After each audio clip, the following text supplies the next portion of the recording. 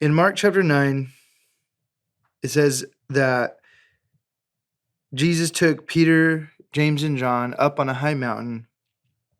In Luke's recount, it says that they went up to pray, and I think that's interesting. But they go up on this high mountain, and Jesus is transfigured. His being starts to be radiant, beaming white. Like nobody can produce this at all. It's just his presence is now the fullness of Jesus, the fullness of God is now being shown through the person of Jesus. And Elijah and Moses appear there. And Peter, terrified, tells him, hey, this is a good thing that we're here, but can we put tabernacles? Because Peter would know that when you're in the presence of God, that you would build these tabernacles so that God's presence can dwell in there. Because if his presence is there and there is no tabernacle and they're on the high mountain, Peter knows that I'm going to die because I can't live in the presence of God. And then the cloud comes on the mountain and God says, this is my beloved son, listen to him. And then Elijah, Moses, and God, they disappear, and it's just Jesus left to them.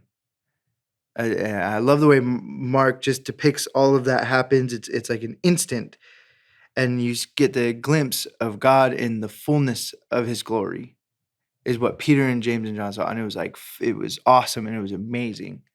And I think it's really cool because you see Moses, you see Elijah, you see the cloud coming on, and then it's just Jesus.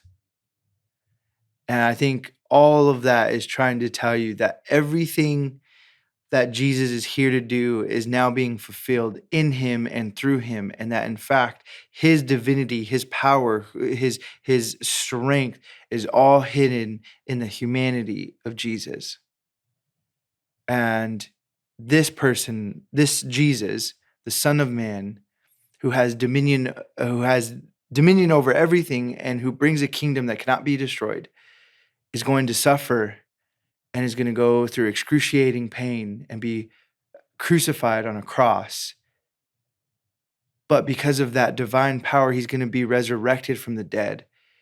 And it's giving us this pathway into having fullness and full life, where Paul says that your body is a temple of God. And he says that we have unveiled face so that we can carry on the glory from one glory to another. And that's my encouragement to you, is just to sit with that, to know that God's fullness, his glory, his radiant self wants to dwell within you. And will you ask God today, God, will you rule in my heart? Will you radiate out of me? And will you show me the kingdom of heaven here on earth? Will you show me the ultimate reality that you created us to be in? And pray that today and watch what God will do.